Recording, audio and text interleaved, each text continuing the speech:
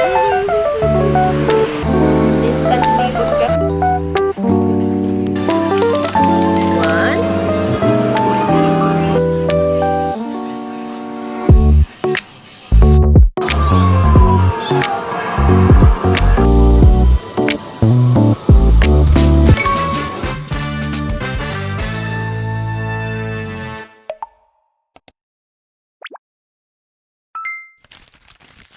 Hello guys, so today pupunta kami ng Health and Welfare Center dito sa Narita. Kasi ngayon yung scheduled ng appointment ni Aaron for his 18-month-old check-up. So will you cry later, Aaronchi? Panigurado po iiyak siya kasi ayaw niya nang pinapakialaman siya. So, overall yun. So, psychological. Yung progress niya sa mental niya. And also, dentist. So, panigurado iiyak to sa dentist because it will be his first time. Tapos, ngayon, tumutubo pa yung mga ipin niya. 4 sa baba and then 2 sa taas. Kawawang baby. So, papunta na kami doon. 1:30 yung schedule. Where is Dachwa? Where's Dachwa? Dad is sending his parcels. Da. Dida. What are you wearing today, Chadi? What's this? Whale. Good luck later. Gambare, Chadi. Don't cry, okay? No crying, okay? After that, you'll eat sushi. Bye-bye, red car. Pagpasok pa nga lang namin sa loob, nakita ni Aaron yung mga staff na may face mask. Umiyak na.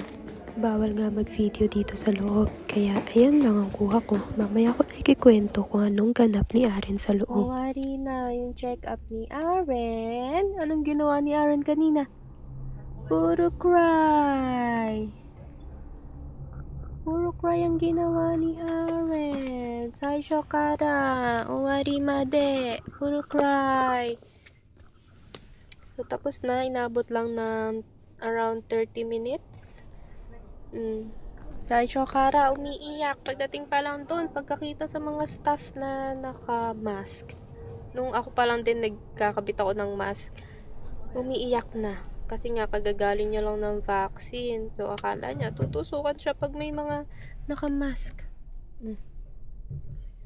Umiiyak siya sa Shokara. Nakakahiya ang baby. Pero, result naman, okay naman lahat. Timbang, weight. What? Ano daw? Timbang na, wait pa. Nilagyan na rin ng fluoride yung ipin niya. Patingin ng tooth. Where's your tooth? Can you show your tooth? Where's your nose?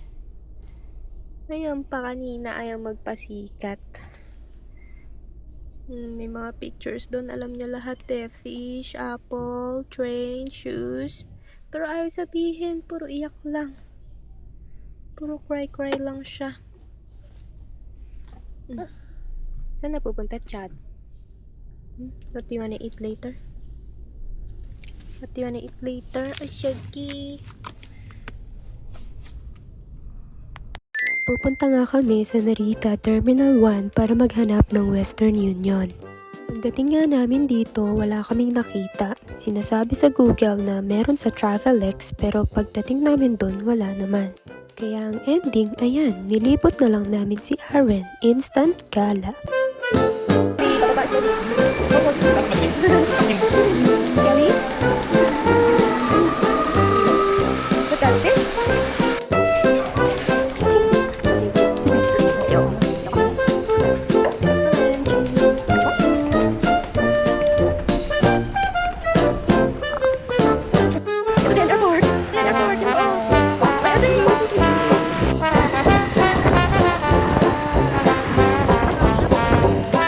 Search nga kami ulit kung saan merong malapit na Western Union. at nakita namin na meron sa Yachio. Since namura lang yung parking, naglakad-lakad muna kami ulit at nagtingin kung anong pwedeng kainin. At dito nakita nga namin na merong mini Costco store, hindi na kailangan ng membership. Yung plano namin na sushi na uwi na lang sa chicken ng Costco, swerte nga namin at may natira pang isa. Para sa amin talaga. Medyo nahihiya pa nga ako mag-video kaya yung clips ko putol-putol. Dumaan na nga din kami sa malapit na kantedan dito para makapaglaro kahit saglit si Aaron.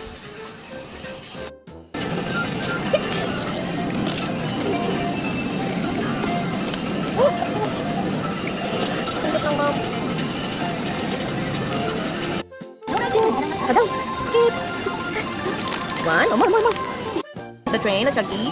How can I get it? You don't want me to change coins. Uwi sa bahay, ayan, minukbang niya na yung chicken ng Costco. Masarap lagi ang kain niya, lalo na pag may ketchup.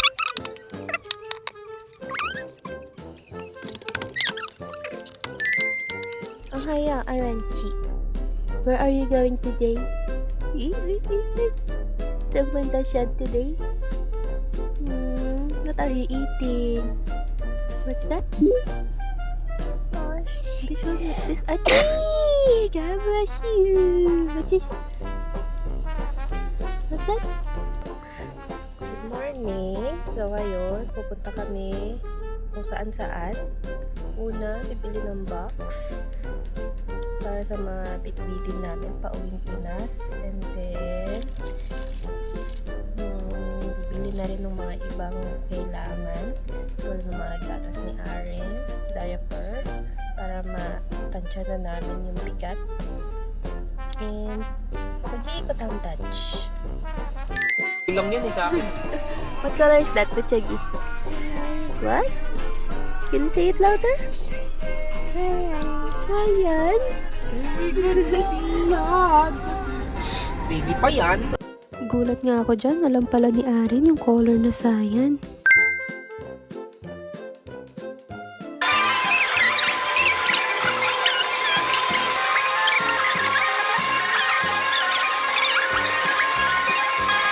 Ang dami talagang claw machine dito sa Japan.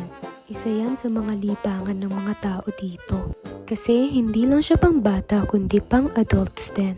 Kaya naman kadalasan pag Yasumi ang mga tao, dito sila nagpupunta para mag-family day.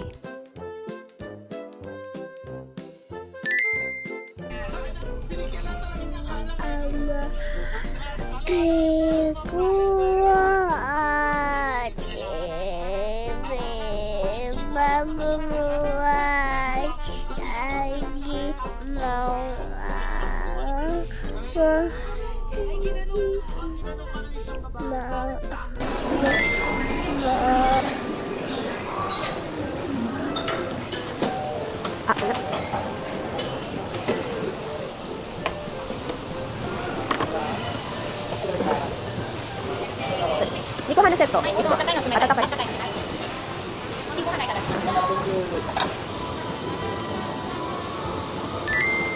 So, good afternoon. So, ngayon, babalik kami ng clinic ni Aaron kasi nagkaroon na siya ng ubo and sipon. Kasi dito, biglang binuksan na naman ang aircon. Kala nung lahat summer na, tapos biglang lumamig na naman. So, kaya ayan, pati ang mom, sinisipon, pati ang Dutch. Why? So, ayan, inainip siya kasi nakahinto na naman kami sa Yamato. Nagpapadala na naman ang Dutch. Bago kami magpunta sa clinic ni Aaron, bumili muna kami ng box dito sa Joyful. And habang bumibili nga kami, tinry namin na magsuot na kami ng mask para masanay siya and hindi na siya umiyak mamaya dun sa clinic. Bumili na nga rin kami ng baby Castella dito kasi every time na may makikita yung dada niya ng ganito, hindi pwedeng hindi bibili yan. Hindi ko na nga rin pala na video yung check-up ni Aaron kasi Diyos ko, umiyak na naman siya, wala namang ginawa, chinek lang kung ano yung ubo niya. And buti naman na okay siya, niresetahan lang siya ng syrup para sa ubo niya at saka sipon. Andito na lang po muna ang aming week serye. Andito pa lang tayo sa part 1 kaya abangan nyo po ang mga susunod naming ganap sa life kasama si Aren.